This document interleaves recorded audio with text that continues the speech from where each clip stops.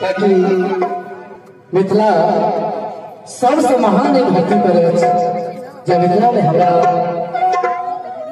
जनक स्थान पर जन्म है तो मिथिला स्वतः कहना धन्य धन्य महान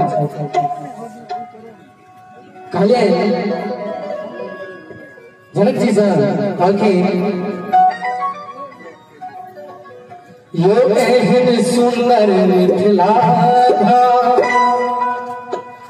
कहाँ पालब दोसर ठाम कहाँ पालब दोसर ठाम अभी छुनी तारीख साथ जाना तू दुल्हा दुल्हन सीतारा